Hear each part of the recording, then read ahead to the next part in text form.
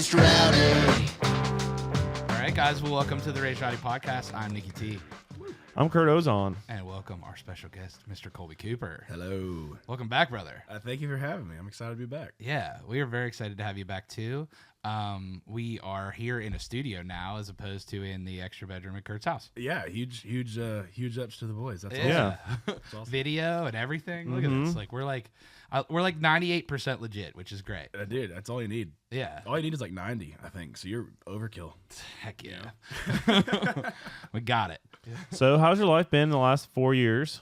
Man, it's been good. Dude, time flies. That's why I didn't realize it'd been that long. But you know, it's been great, man. We've been touring, been writing songs and raising babies and doing all that in a cycle, you know, repeat. Yeah, dude. All the good things in life. Yeah, absolutely, man. What you were put on this earth to do. Amen, brother. Yeah, man. Amen, man. Yeah, it's been, gosh, I guess a few years. And 21. wow. That's what he told me when I walked in. I was like, what? What the fuck? It's crazy. Are you sure, man? I don't even feel like I've been in Nashville that long.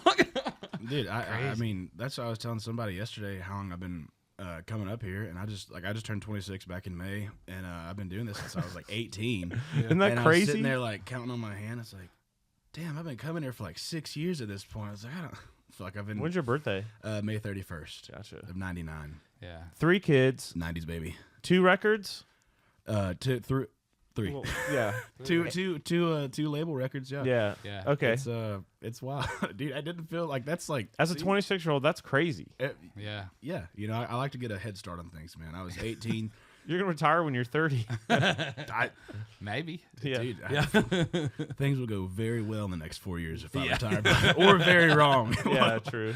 one or the other. But no, yeah, man, I like to get a head start on things. You know, had the baby when we got pregnant, 18. I recorded my first song like the month we found out we were pregnant. Released it the month after. So I was just like, yeah, let's do all this stuff, man. And I was in school and stuff, so I was like. It's so crazy. Juggling everything. Man. Some things never change, huh? No, they really don't. No, Thank God. You know, it's cool, man. I get to juggle my family and being on the road and, you know, fishing and playing video games. Like, hey, that's fun the things. good stuff. Yeah, absolutely, man. When we last talked, I probably didn't play any video games that weren't on my phone, and now I play Fortnite extensively. Let's go. Yeah. I love Fortnite. Big Fortnite guy. You know, every once in a while, like I go through phases where like I don't play it for like 6 months, and then I play it for 6 months straight. Yeah. And it's me and the boys get in there. Did you get the Hank Hill skin? Oh yeah, dude. I am like the biggest King of the Hill fan. yeah. And we were on the road when this happened, and our Wi-Fi went out in like this 2-week period that we were on the road, and I was just like, I was constantly trying to get on with my phone.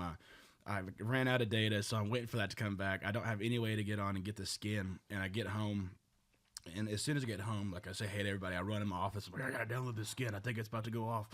Get on there, it's gone, and it hadn't been back, so I haven't played Fortnite since then. It's back now. Is it really? You got to get on your phone right now.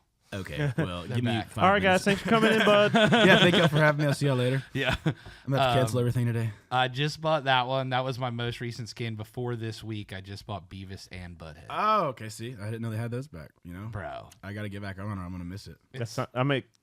Can you TP your cornholio and all that? Brother, yes. If you are Beavis, you can, one of your emotes puts the shirt up over your head. And then every time you kill someone, it gives you the little Beavis or Butthead stim. Like, it's like, yeah. Like, every time you kill, I swear to God. Dude, you're good at that. I know, I'm pretty Hey, good. you got to get kills to get that, though. Yeah. I don't get to experience that. I'm not that good. Luckily, my friends that I play with are significantly better than me, so they just carry Unk around on their back, you know? Dude, know Unk. how Someone that called feels. me Unk recently, and I was like, you're Unk age, bro. Oh, We're man. here. It happens. we made it. That's what I was telling. So I starting to finally like feel. I mean, I know I'm not old, but like Right. I've been doing this for like 7 years or so at this point, and I had somebody come up to me and they're like, "Dude, I was in high school and I remember watching you, and you made me want to like make music." And I was like, "What? Like, what do you mean? How old are you?" He's like, "I'm 20." I was like, "Oh God, no, I'm getting old." Honorary No, Unk. man. Yeah, dude, Well, I'm getting there. You We know? had a podcast guest come in. He was like, yeah, the first time I saw, Luke on stage, you were there, and it made me want to be an artist. And now he's got a record deal and is like touring with Hardy. I'm like, damn, I'm old now. Yeah. bro, that's wild, man. It happens fast, they say, and I'm feeling that. My kiddos are growing up really fast, and time is just flying by, man. How old are the kids now? They're 7, 4, and 3, or 2.5. Well, crazy, close enough. It's, dude, I can't believe it. It's like the fact that I have a 7-year-old is. I don't know, man. I don't believe it. I don't believe it. It feels wrong, man. I see like pictures of her as a baby, and it's just like I broke my laptop the other day on accident. Not like in an angry way or anything. Literally, I was getting dressed for the show, and I was watching YouTube, and I sat down on my bed, and I'm like putting my boots on, and the laptop was leaned back because I was standing up watching it. So like my lazy ass leans up and grabs it, and grabs the side of the screen and kind of tilts it. And when I grabbed it and tilted, it went and cracked across the middle, and I was just like, I was devastated. Too strong, bro. Yeah, you got that dad it's strength, way bro. too strong, man. I swear I barely even grabbed it, and it just shattered across the middle of the bottom, and dude.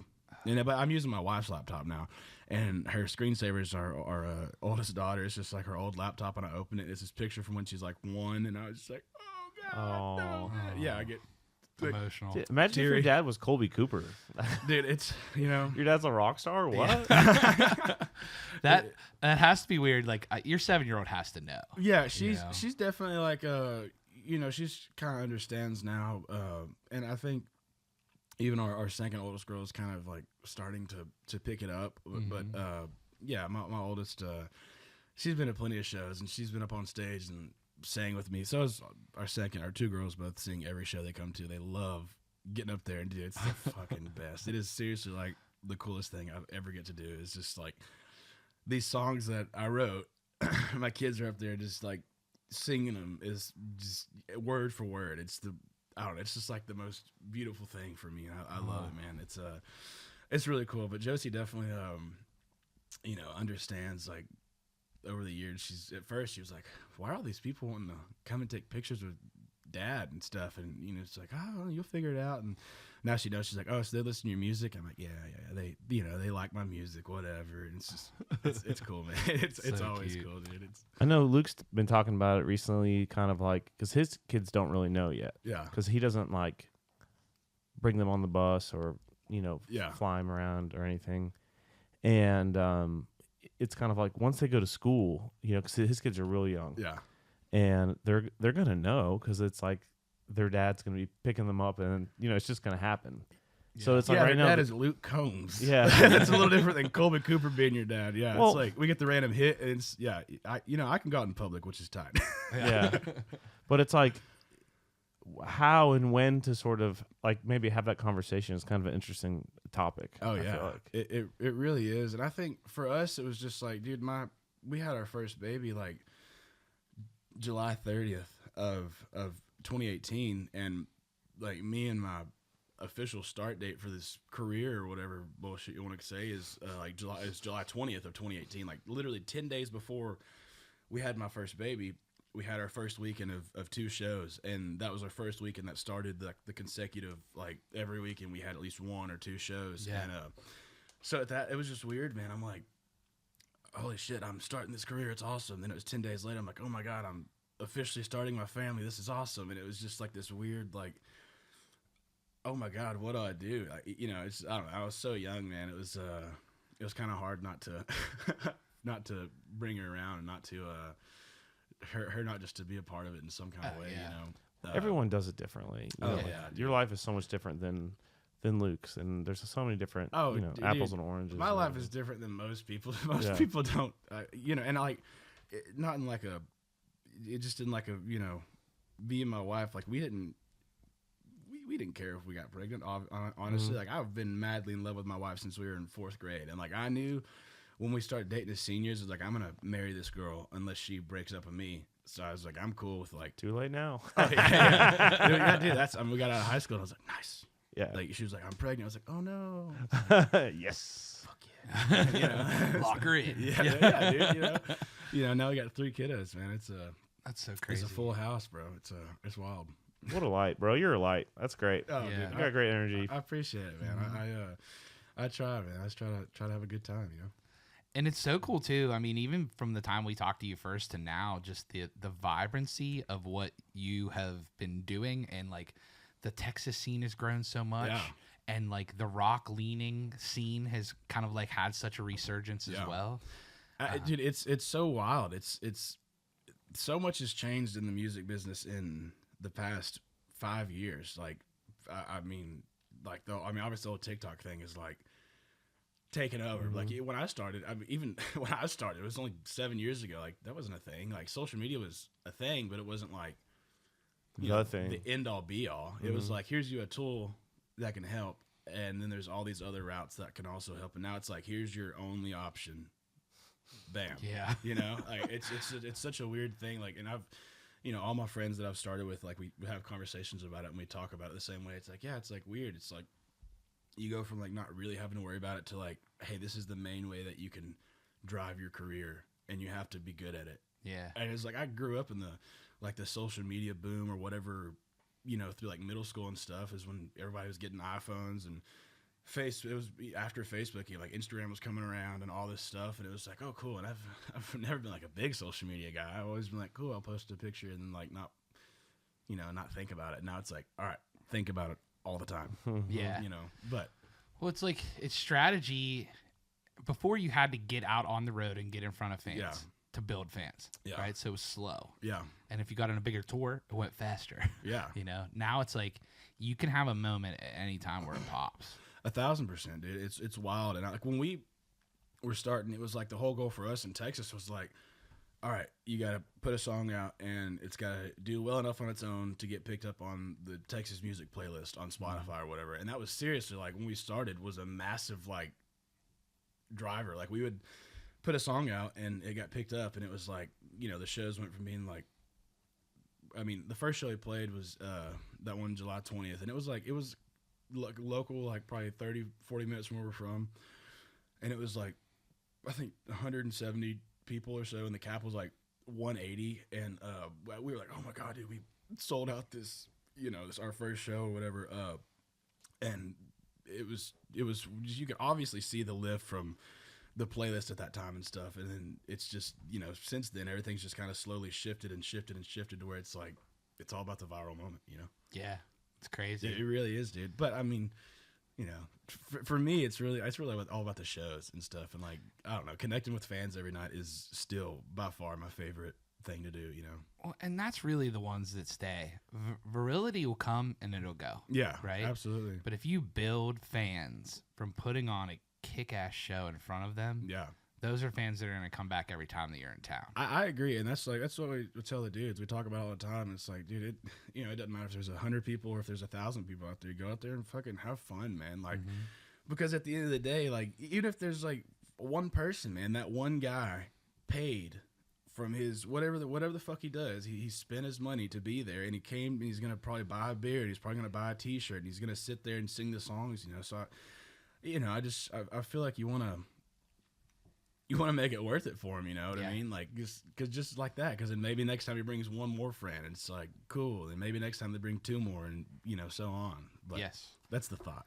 Man, that's exactly how it works, though. Yeah. I mean, and speaking of that, like, the songs, like, let's talk about the new record. Yeah, man, absolutely. So you dropped a new project in April, your third record, second label record. Yeah. And so me and Kurt were kind of like listening to it, of course, and then going over like writers' credits and stuff. And we see a lot of the folks that we love. Yeah, man, that's like all my boys. Rock writers, and like are really like kind of tuning that thing in. Why don't we talk a little bit about who you worked with on the record for production and stuff too? Yeah, absolutely. So Andrew Bayless produced it, and Michael Whitworth came in and he did some like vocal production stuff, and he always helps me whip it into shape whenever we're in there trying to track him. I'll do something. He's like, how about just, oh yeah, cool, man. You're so great at this. Those are two of my favorites. Remember, there's so many collaborators on the record that are great, man. So many writers in town. And like I was saying, I've been here at this point long enough to where I feel like I've, really started finding like this group of guys that I love creating with, and that I feel like really get what I wanted to do with this record. And they're all just great dudes, man. They're all just like, even if they weren't writers, I would, they'd be friends of mine just because they're my kind of people, Yeah. I don't know, man. It's cool. Getting to make this record was, like I said, it was a very like stressful process, and like just the thought of it being like, oh God, like it's just a stressful business in general. And I wanted to make this as good as it could be, and I wanted to make like what I felt like was my best record. And it took 2.5 years of writing and piling these songs up to really like pick what we picked from. And we had probably 40 songs or so to pick from, and it was like pulling teeth because there were songs I was like, no, this one fucking has to make the record. It's like great. And it was like, well, maybe this one should instead. Actually, it's like, oh shit. And it was literally like, up until like it was a very last minute, like a few songs were like, should we record this one or this one? Like right up until it was like the day before we go in, and it was like, okay, we're gonna do this one. Locked it in. But it was all that. It was just it was. Did you guys cut like a bunch of songs and then whittle it down, or did you cut exactly that amount? We cut exactly that amount because we had kind of we'd released like I think released 5 singles before the record came out or so, and we cut a few like I think we cut like 6 first, so we had a couple already cut. We cut in like 2 or 3 different spots where we just like would cut for one day and do like 4 5 songs or so until we like had the whole record really like confidently planned out. But it was a fun process, man. But it's just like always on to the next one. Now it's time to make more.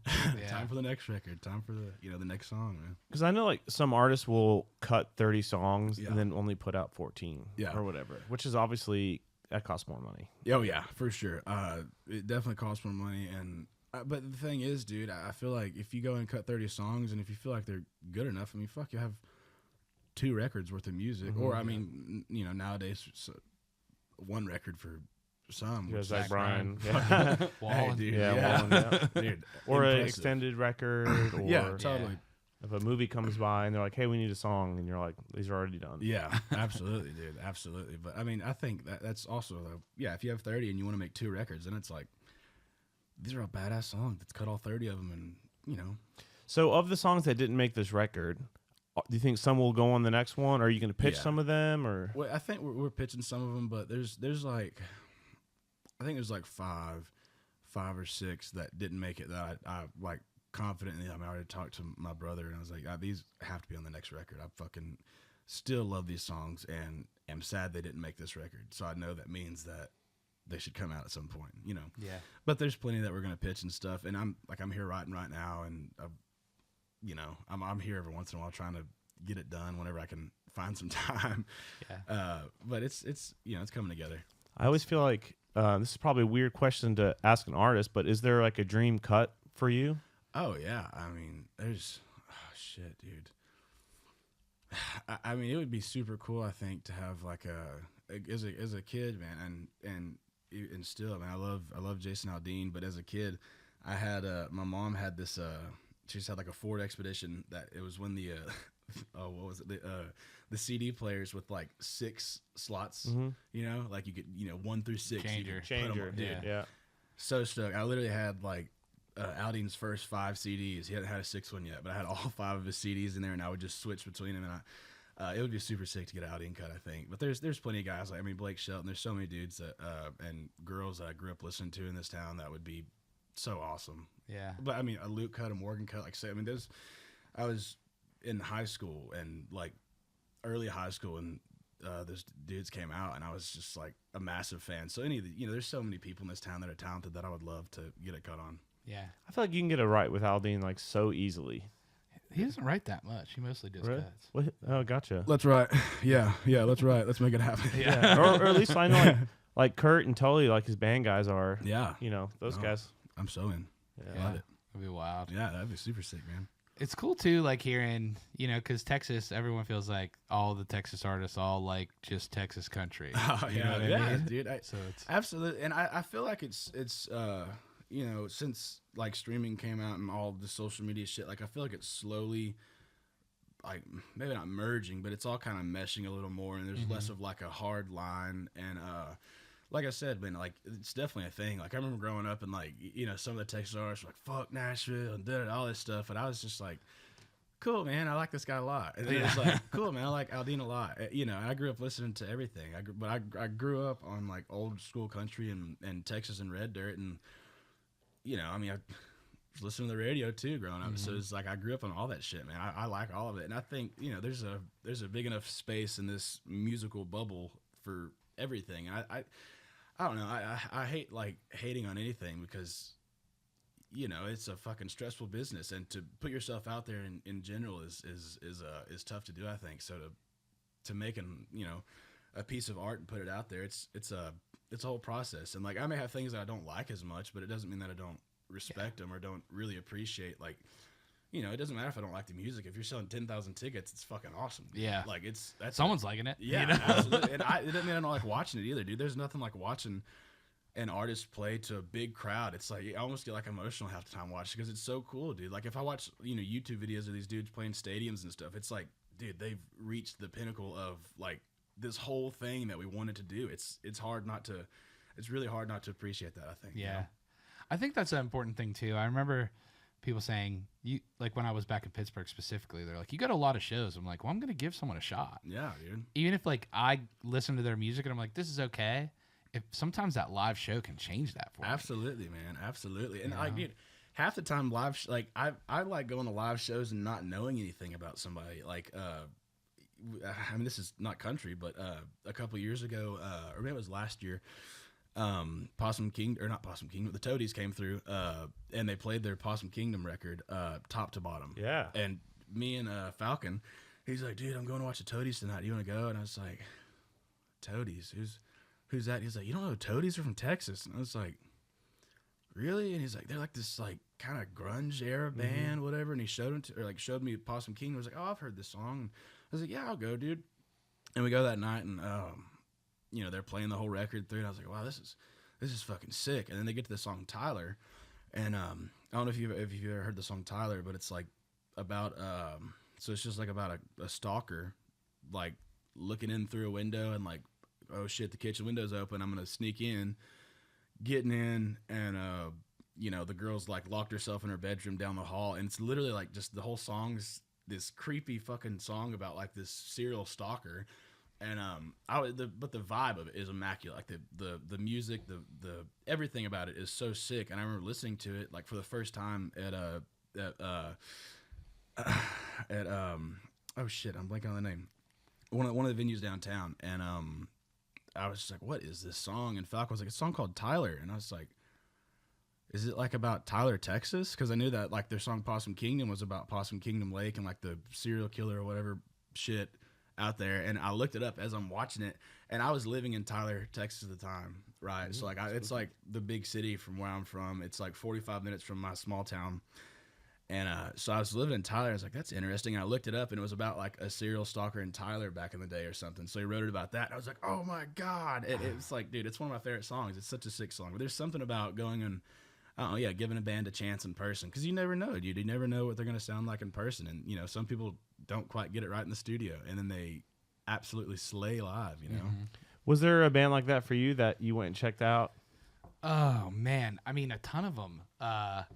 Just oftentimes festivals. Like when I'll stumble upon a band at a festival. Honestly, dude, I remember seeing Luke Combs for the first time at CMA Fest. And we were there to see Drake White. And then Luke, you guys played after Drake White. And I was like, who the heck is this? You know what I mean? And then Obsession. Yeah. You know? I remember like going to a band back in the day, Stroke 9. They had a song Little Black Backpack. Oh, that sounds familiar. And it was, you know, cool pop rock yeah, music, you know. And I was like, my friends were going. They're like, you want to go to this show? And I was like, sure. And I knew Little Black Backpack, and that's it. And then I saw them live, and I was like, in a club. It was the first time I saw a club show, and I was like, oh, this is my favorite band. You know? They weren't my favorite band. The club show was my favorite thing to do. You know? Yeah, dude, club shows, they're tough to beat, man. They're really tough to beat. It's just intimate, and everybody's vibing out. Like, I always say this. It's like, it's a weird spot where I'm at right now, because I'm like kind of in the industry, but I still, the basis of me being in the industry is that I'm a country music fan. Yeah. So, like, we'll be at a festival that we're helping work, and my buddies are like sitting in front of house watching the show, or they're side stage, and I'm like, I want to be in the pit. Yeah, Like, dude. I want to be 6 people deep in the pit and feel that energy. Absolutely, that energy is man. what feeds me. Absolutely, dude, I think it's what feeds like artists on the stage too, man. You know, it's so easy to feed off a hot crowd, man. Yeah. You know, you go out there, you just fucking, so you see people act wild up on stage when the crowd's acting crazy. You know, it's hard not to. And when I'm like side stage, I'm watching the crowd more than I'm watching the music. Yeah. Like I'm watching this girl with her arm over the railing, screaming every word to Treaty Oak Revival, Yeah. just so sweaty. You can tell she's been there all day. Yeah. And she's finally at the moment of the show. Treaty Oak wasn't even the headliner. Yeah. But that's who she was there to see. And I'm like watching that, and I'm the pure joy on the face of that fan. Yeah, you know? absolutely, man. I'm like recording that now, you know? Like, That's the best part. I mean, we went and saw Dan and Shay, and Kurt was like, "Do you want to stay back here with the suits, or you want to go up in the pit?" I'm like, "Let's go in the pit." Yeah. you know, That's a fun show, man. Yeah. I bet, man. It's Those just guys like, are awesome. and again, like that's not. If you were telling me my favorite artists in the world, it's not Dan and Shay, but they're great. Yeah, you they're know, the great show live. was great. Yeah, the production was elite. You Yeah. know, and the fans were freaking rabid. Yeah. That's part of it, man. Absolutely, dude. Like I said, dude, it's just like watching the videos, man. Anytime you see an artist playing to a massive crowd that is fucking stoked to be there, it's it's the best, man. Do you watch a lot of concert videos? Oh yeah, dude. I love them, man. Do you? Absolutely. I don't ever watch like. Maybe I need to do that more. I just YouTube, like, bro. dude, live Yeah. videos of like, I mean, it's mostly like you know, like just shit that I really love, and half of it's like rock shows in Europe and stuff. But I mean, Nostalgia dude, drip. Yeah, absolutely. Like I watched all the Oasis videos, or watched like the Foo Fighters when they played. Was it Wimbledon or Wembley? Wembley, yeah, dude. Yeah. Oh my, Wimbledon. That's the fucking Yeah. when they were all out there doing it. Man. That's tennis. But yeah, like that shit. Like watching that's like, oh, dude, you know, it's so cool, man. I mean, we would go back and listen to like all the Woodstock '99 shows, and like, Oh, those are great, dude. yeah, like that Metallica show Limp where they Bizkit played up to there, like dude. a gajillion people. In Moscow. Yeah. Oh, the Monsters of Rock tour. Yeah, Biscuit live. Oh, dude. man, what a blessing. You fucking priest. Our buddy Sam that runs our Rowdy Alternative page, like he is self-proclaimed the biggest Limp Bizkit fan. Let's like go, that's dude. what he like. I am the world's largest Limp Bizkit fan. Let's go. But They rocked at Nissan. oh yeah, Dude, they're fucking sick, man. I feel like they've had almost like a resurgence in the past like have. 5 years. Like I feel like, not in like, I don't mean this in a bad way, but I feel like 5 years ago, like it was almost like weird to say that you're a fan of them, and now it's like I feel like so many people Yeah. fucking love them again. Yeah. you know? But it's not just them. It's like that whole era's coming yeah. back. Like yeah. even like screamo bands, like Under Oath is no one gave a fuck about them 5 years ago, and now they're touring and have new music out Yeah. and like Yeah. all It's kinds cool, of man. stuff. Deftones are back. Dude, way Deftones back. is so What great. a blessing. So You know? great, dude. No, man, everything's a circle, right? And honestly, some of that is like you'll hear influences in the music that is current, Yeah, and it kind of circles back to that. yeah, Like, you know, you hear nostalgia, you hear stuff that sounds like a different artist from time to time. yeah. You know? Like, 1,000%, man. You know, and rock has in the country genre gotten so prevalent over the Yep. past 5 years, and I love it, man. Like that's like my two things are country and rock. So to be able to, you know, just try and mash them together as well as I can is my favorite, man. well, and I think you did a great job of that on Thank this you. record. It's like you.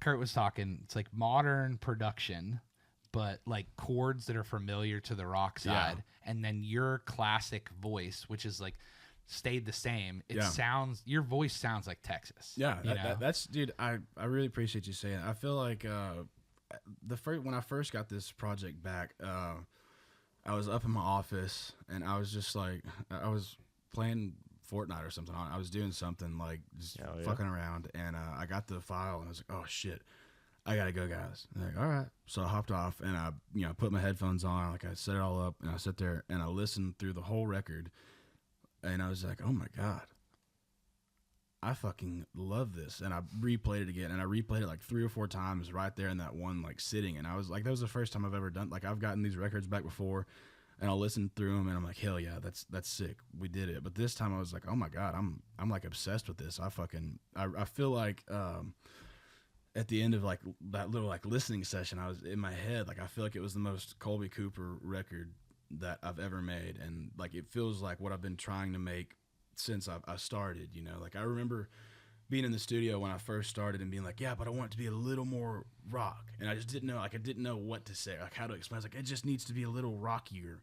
Like something is like it's a little more country than I pictured. Like not in a bad way. Like I fucking love country, and I love, and I think honestly that my favorite thing about us, like the first EP and the first record, leaning a little more country, because there's some songs in those first couple of things that are a little more rock, but they're overwhelmed. Like the overall is like more country, but it's cool because now I feel like I can do either. Like I can lean heavy rock if I want, or I can lean heavy country if I want, and I can, like I said, that's my two favorite things, man. So if I can just keep doing that, that's what I want to do. You know, I want to be able to make a country ass song with fiddle and steel guitar, and then make a song that has 3 electrics fucking overdriven with massive drums and double kick and stuff. You know, like it's just, I don't know, it's my favorite stuff, man. And it adds to the show live because then you can really dynamically change things. Like we can go in your face, jumping around for 2 songs, and then we can just bam make you cry. You know, like it's my favorite thing, man, to get to ride the train. You know. Yeah. I think with this record too, one thing is like the production is like very cohesive, and I feel like like I play guitar, right? So like guitar wise, it's like the leads are very specific to this record, to where it's like they're all similar in the way that it's like, okay, what does a Kolby Cooper lead sound like on this record? It's like very hooky, and it's like choruses. It's like we've got cool riffs that are like, instead of like the fiddle echoing the vocal, it's like the 8th note guitar thing and spots like that. And so like the record feels very cohesive, and even like tempo wise, it's like everything's like there's a couple slower songs, but it's like just a bunch of bangers on the record too. Dude, thank you, man. I appreciate you saying that. Like I said, man, I'm so proud of this thing, and I just you know, I would be too, bro. I'd be super proud. If this was my record, I'd be like, hell yeah. Thank you, dude. Thank you, dude. That means the world. Yeah, dude. And you got Danielle on there? Yeah, dude. She's phenomenal, man. I was so stoked. How did that come about?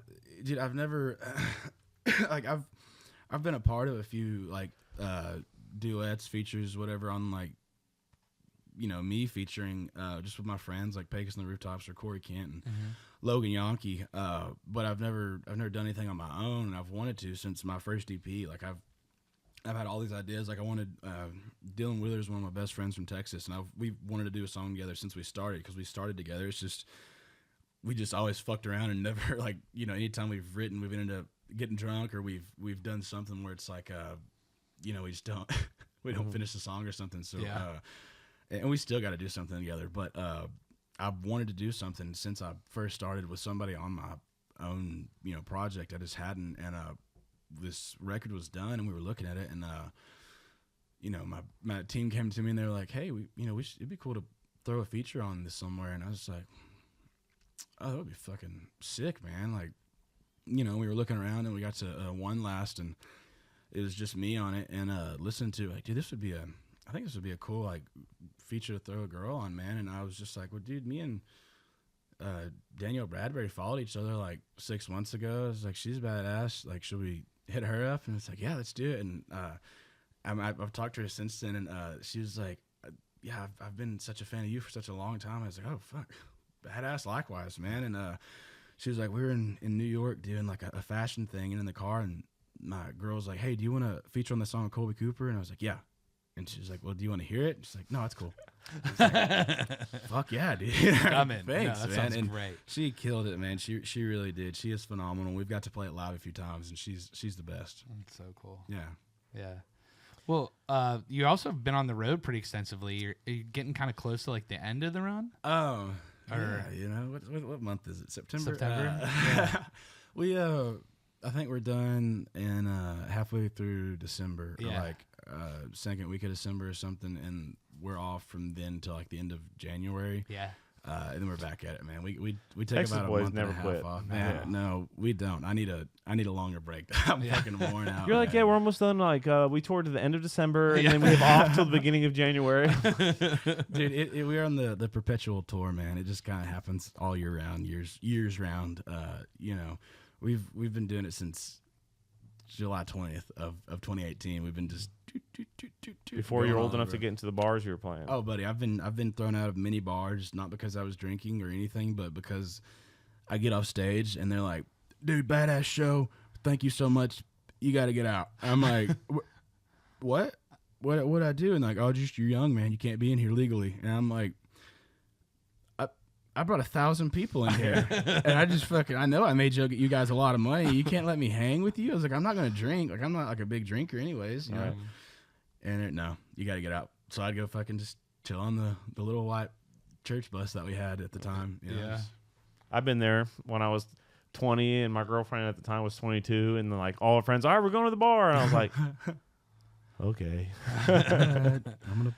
It's funny. It seems like such a big deal back then, and now you just kind of laugh at it. Oh yeah, dude. Whatever, man. And like I said, for me, I've never been a go out and party kind of. It's probably because I started playing music when I was 18. Well, I've been playing since I was in high school. Like, I've been playing shows all through high school. Like, our first like paid show, I wouldn't say it was paid, but like the first show we made money on, we got tipped for, was this like family party, and it was the summer after 8th grade. We me and my tour manager JT, we set up on this trailer at like this little family get together that was like some really good friends of ours, and we just had like 5 guitar amps set up in front of us, and I plugged my vocals into one of them, and then then the guitars were plugged into the other 3. Oh, boy. But only one of the other 3 was loud enough to like sufficiently like hear the guitar past like 5 feet, and JT had that one plugged in, so I was sitting there just kind of strumming nothing, and we definitely weren't ready for the first show, but they're like, "Y'all want to come do it? Y'all are awesome." We're like, "Yeah, sure," and we played like probably 10 or 11 songs, and most of them were half songs. It was like we'd get like verse 1, chorus 1, and then give it the big diamond and end it. And they'd be like, "What the fuck are these guys doing up there?" That's better than what I was doing. Yeah. Hey, you know, I think we made like probably $35-$40. We were stoked, man. Definitely better than what I was doing. Yeah, I was a paper boy. Yeah. Cover gigs or like was it cover songs? Or? Yeah, it was just cover songs, and I think we were writing songs then, but it was like they're all garbage, and I was like, we can't show people these, man. I'm too embarrassed, you know. And I think the first song that we started playing live that was like an original was the first single we ever released, and it was called "Every Single Kiss." And we wrote that one whenever I was 15 and JT was 16, and we wrote it with this guy named Ty Stokes. Like, I wasn't able to drive. JT came and picked me up from my house and drove us like 45 minutes to this ride in around Gun Barrel in Texas. And dude, I was so intimidated. Like, we walked in and they're all smoking weed. And we're like, "Oh my God, I'm going to fucking fail my drug test next week whenever I have to. And I'm not going to be able to play football. My uncle's going to be pissed." And, dude, talk about stressed out as a high schooler. But, you know, I was sitting there, we looked up on the way home, like, can you fail a drug test from being around weed? And, you know, like all this stuff. And it's like, "No, you're fine. Don't worry about it." And I was worried about it still. I was like, "Dude, JT, my uncle's going to rip my ass. My mom's not going to understand." Oh, fuck. But we wrote Every Single Kiss that day. And when we got home, we were like, "Dude, this is a badass song." And like, I feel like this is good enough to show people. And I was nervous. I was like, "Yeah, that's really good." And he was like, "Dude, we got to make a video of it." And I was like, No, we're good, man. We're good. We'll just have the song." And he's like, "No, we're going to make a video." So we got home and we set up in my room, and there's this video on YouTube and on our Facebook page of me 15, JT 16, sitting in my room at my mom's house, just playing the song acoustic for the first time the day we wrote it. And like we agreed, like, this has to be the first thing we put out. The song's so great. And we graduated high school, and like I said, we got, you know, pregnant and did that whole thing, and it was the first song we recorded, and we released it like I think November of 2017 or something, like just randomly. They were like, "Hell yeah, dude!" I was working for my grandpa, and it's wild, man. It's every time we play the song live, I always just, it's hard not to like get so nostalgic about it, because like this song is already 10 years old plus for me. Like, this song's old to me, very old. Like, this is weird, you know. People still love it. Oh, dude, absolutely, man. People still come up and like, "That's my favorite song." Or like, "Dude, I just heard the song for the first time." I'm like, fuck, man, that's crazy. Awesome. That's awesome. So I have to watch that video. Yeah, you totally should. that. JT, our guitar player, looks like a serial killer in it, because he's like just staring in the camera like. Just two nervous kids. They were like, "How do we act natural on camera?" And his thing was just death stare at the camera, dude. We watch it all the time on the bus, and we laugh so fucking hard about it. We're just like, JT, look. You know, it's good vibes. He's probably got rid of that death stare now, though. You know. Oh yeah, no death stare anymore. He's good now. He figured it out. So, I know we talked about like some video games and things like that, and of course family. But is there anything else you do specifically with like the extensive touring you're doing to kind of like level set and ground yourself? Yeah, dude. I fish religiously. Like I go all the time. We just moved back to Bradford, which is like it's our original hometown. It's like where I was born and raised, and the population's 35 people. Like it's tiny, and we're out on my grandpa's land, and he's got like 3 ponds out there that are all like have bass and crappie and bluegill and catfish, whatever you want to catch. So it's a good time, man. July was miserable. I'm not gonna lie to you. In Texas, I was honestly this summer wasn't bad. Like May through June, like if I was home 5 days, like if I had a stretch where it was like I only have 2 shows this weekend, and the shows the weekend before were in Texas, so like I'm home on Sunday, then I would literally fish like Sunday, Monday, Tuesday, Wednesday, Thursday, and then leave Friday and do the 2 shows and come back and do the same thing. But in July, it got really hot. So like I went down there one day. I was just home by myself. I was like, fuck, dude, I'm going to go fish all day. And I went down there, and I was down there for about an hour and a half. And I was in the boat by myself, and I was like, man, fuck this. It is too hot. Dude, my ass was burnt. I'd been sitting down the whole time, but somehow the seat had still gotten hot enough where my ass was hurting. And I was like, how is this? How? Like, I've been covering this thing up, and it was just cooking so much all around. Like, it was like the plastics and stuff were starting to kind of melt. And I was like, oh, okay, dude, I need to go inside, man. But it's been like I've been in Tyler the past 4 years. We moved back in February or so, and we went fishing a couple times in Tyler, but it's basically, a small city, really. It's 150,000 people. Not many good spots to fish, and anywhere that there's good fishing, it's like you go out there and there's 40 people already fishing. It's like, man, I'm going to have to swim out in the middle to catch something, like whatever. So we went fishing a couple times, and we got back in February, and I was playing a bunch, and like randomly got back in April, and I was like, man, I haven't gone fishing. And like as a kid, I went fishing every day. Like I would go to work with my dad, and after we got off work, I would make him. I'd be like, dude, if I'm gonna go work with you, after we're gonna go fishing, and we'd get off whatever he was doing, and we'd go fishing for like an hour and a half. And I'm such a massive fan. I love it. I can sit out there for hours and not get a bite and just be happy. Like, and it's it's like the exact opposite of what I normally do. Like it's just like there's no like stress. It's literally just throw it in the water, reel it in, have a good time. Like don't worry about shit. It's fishing's definitely been a lifesaver this past few months. I love that. Yeah, and we've been doing it on the road if we can. Like we got a few travel poles, and if there's any like a river or a little pond or a lake or something nearby, we'll just fuck it, man, go toss it in, see if we catch anything. Yeah, that's what we played a show. I forget where it was, but there was like almost like a moat around it. Oh. And Kolby, he's a fly fisherman, was just out there. I don't know how to do that. Dude, it looks so sick. Man. Yeah, it looks so sick. Isn't he a guide or was he a guide? Mm-hmm. Dude, yeah. I want to hit him up and be like, bro, let's go. I'll you probably know him, but I can introduce you guys. If dude, I know him just like through social media, and we have similar names. Mm-hmm. He's actually doing a like fishing YouTube series right now. Oh, really? Yeah, where he's sort of like doing like cinematic fishing and about conservation stuff. So maybe he's probably looking for maybe you can pop on and like rip some lips or whatever y'all do. The Kolbys, dude, that'd be sick. I want to learn to fly fish too. Have y'all ever gone fly fishing? I've never. It looks sick. I mean, it's an art, bro. Like watching them. Yeah, and the tying and the. Insane. Have you seen how small those hooks are? Dude, we were at Bass Pro the other day. Straight up, dude. We were looking, and I was, a bass fish. I catch, whatever. I've had big hooks. I've sometimes used fucking ridiculous glide baits. Mm-hmm. Like I like to be stupid. So, I was, for my birthday, I got this like 6-inch glide bait. Like it's way too big to use in these East Texas ponds. I got it for my birthday like 2 weeks later. I was like, man, I haven't even opened it. I might as well tie it on one time and see how it does. I tied it on and I tossed it all in. I mean, it's a little pond, and this big ass lure literally almost like cleared the other side of the pond. And it hits the water, and I reeled reeled another time, and bam, this like 4-pound bass hit it. I was like, damn, dude. And It works. My oldest daughter loves fishing. She's been hooked. Like she started fishing again, or I guess again. Like we've been going a bunch this summer. She fucking loves it. Like, and she can outfish me most of the time.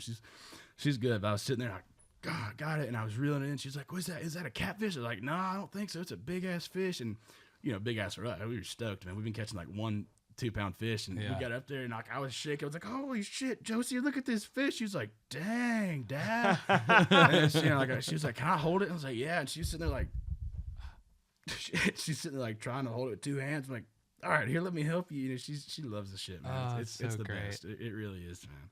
So it really is. Bonding and family time too. That's the best. Yeah, it is, dude. It is great. It is, But dude, if I take her out there, like, it's not even peaceful fishing because I'm sitting there and like she's so damn good that she'll fucking cast it, get one, and like I'm tying my shit. I'm like, "Oh, here, let me help you get it off." I get it off, hand it to her, take a picture, go back to tying, and then she's like, "Shit, Dad." Well, she didn't say, but she's like, "Dad, I gotta know." I'm like, "Oh, all right, damn." And I'm just kind of like her personal fish getter at this point. Like I sit out there and just kind of. So you're a guide now too. Yeah. I guide my kids around. I'm like, yeah, throw it right there, and she's great, man. She's great. The best. My second oldest, she claims she likes fishing, but we'll go out there and I had both of them like a little worm and a bobber, and I was like, all right, cast them out there. Josie had hers out there. I threw Charlie's out there, and we just got down there, and right as it hit the water, a little bluegill hit it. Bam! She caught it. I was like, oh my gosh, reel it in. She reeled it in. I pulled it up. I was like, look, you caught a fish. She was like, yeah. And she kind of touched it. And I was like, you want to hold it? Take a picture? She's like, I was like, all right. So she threw it back in. And then she was like, when are we going back home? And I went, what? What do you mean? You just caught a fish. She was like, yeah. We're done. Was that not, were we not coming to catch a fish? I'm like, oh, no. That's adorable. Dude, it's so funny, so man. cute. It's so funny, man. She's they're a trip, dude. Kids are wild. Yeah. Me and Kurt don't have any, so we can live through vicariously through Yeah, their there you go, stories. dude. They're a trip, man. They can be demons sometimes, but they're sweethearts. Totally. I've been there myself, probably. Oh, yeah, buddy. Me too. I've had my demon days, so. Oh yeah, everybody does. That's how it works. Payback, Yeah. Karma. Yes. Yeah. Yeah. I've been an uncle since I was 3. Oh, let's go, Yeah, dude. Hell so yeah. It's like Unk grew status. up. Yeah, You're forever. legendary young status, bro. Yeah. Holy Like shit. I'm the drunkle, the funkle, like Dude, that's a little bit of everything. It's kind of tough to beat that, man. I'm an uncle too. My niece was hanging out with us this weekend, and I was having a couple beers, and I was with my buddy Eric, and we were kind of shooting the shit. And she's like, I just heard my uncle say some of the stuff I never would have dreamed my uncle would say. It wasn't anything too crazy. And I was like, what? Like, she's 27, you know what I mean? It's like, yeah. Okay. and then I'm like, but then it's like, you view like your elder family members differently. And I haven't thought through that lens ever, really. Dude, absolutely. It is wild once you like break that barrier of being a kid to like a grown up, and it's like, oh my God, you talk about these things that I never knew you talked about. What the fuck? Well, that's even like I talked to my mom, and she's 82 now. Oh yeah. And I was like, Mom, you've never like told me the stories. Yeah. And I was like, will you tell me the stories? If I come home, will you tell me the stories? She's like, I don't know. She's like, I don't know if I want to tell you the story. Yeah. I don't know if you can handle the I stories. know. I'm as close to my parents as I've ever been, if not closer now. But it's your relationship with them changes. It's like, it's like you want a beer, but it's like when you first start out, you're just a little baby, so it's like interesting how it's like you've gone from like the relationship is sort of the gap between you as you get older seems to get smaller. And so you're like on more, you talk more about work and, finances and less about homework and soccer practice or whatever it is. No, absolutely, man. It is a wild thing to grow up and officially become an adult, dude. It's training wheels are off. Yeah. Your daughter's 7 and she'll be, next time you come on the pod, hopefully it's sooner than that, but she might be 16, or whatever. Oh my God, man. Fuck, man. It's driving around. It's all like me and my wife talked about it and we're like, oh my God, she just turned 7. In 3 years, she's gonna be 10, dude. Like, what the fuck, man? Like how? I'm not ready for that, dude. That's my baby. We got 3 years for that to happen, so you're good. I know, dude. I know, man. But I know, like, right, like boys are around the corner, whatever. Like the whole thing is just. I'm gonna need to fish like a motherfucker. I was gonna say you just gotta get your gun collection up now. Straight up, man. Rodney Atkins Hang them on the walls, man. Yeah. cleaning this gun. Come Yeah. on, baby. It's Yeah. me straight up. Dude. I'm gonna have 8 of them out there. What's up, buddy? Yeah, bring all the unks over. Yeah, dude. All of us out there just cleaning. Whatever. She'll be so badass. She'll take care of herself Yeah, for sure. that's exactly. She'll be cleaning her own gun. Yeah, that's right. And her own fish. Goddamn 44 on them. Yeah. Come on, man. Hey, it is Texas, you know. Yeah, that's right, man. That's right. Well, I know you talked about like always working on new music. So are you guys like trying to plan out? You got some songs that you think are ready for the next project too? We do, man. I have I was telling them we got like probably 6 or so, I think. And there's you know, I love all of them, but there's a couple I'm really really excited about. So I just, you know, like you know how it is. It's just like, all right, this one's out now. The step 1 for next project is, you know, happening. Yeah. But you know, I'm up here writing and doing the whole thing, and I'll be up here a bunch writing over the next few months and just trying to make it all happen. Yeah, you know? bro, that's what it's about, man. Oh, absolutely, man. Find your Absolutely. clique of people that you work extremely well with and push forward with them, man. For sure, dude. For sure. It's hard to get in the room with a bunch of friends and not have a good time and make something that you like, you know. Mm-hmm. Love it, man. Yeah. Well, it's so cool, like just getting to see you from where we met and had you on the pod first. Yeah. And just the growth that you've seen, not only as in your artistry, but as a person too. Yeah, you man. know? It's you know, I think that's the goal every day is to, you know, wake up and try and get a little bit better. It's easier said than done, I think, but that's the goal. You know, wake up and be a sweet person. Don't be an asshole. You're crushing it, bro. Thanks, man. Thanks, man. By the way, you're kind of a dick, though. I just no, I appreciate it, dude. That's, you know, like I said, man. I just want to. I don't know. I want to set a good example for my babies, and I want to, you know, the whole thing, dude. I just want to raise good people, so I try to be a good one. You definitely are, bro, for sure. Thank you, man. 100%, man. Likewise. In an industry that it's easy to not be, you are. So thank you for that. man. Well said. Yeah, dude, absolutely. It's definitely it's a trip, man. It's, you know, one of the least faithful industries in the world, man. But it's you know, I love my wife. I love my family. I got lucky that I got a good one, you know. So it's easy.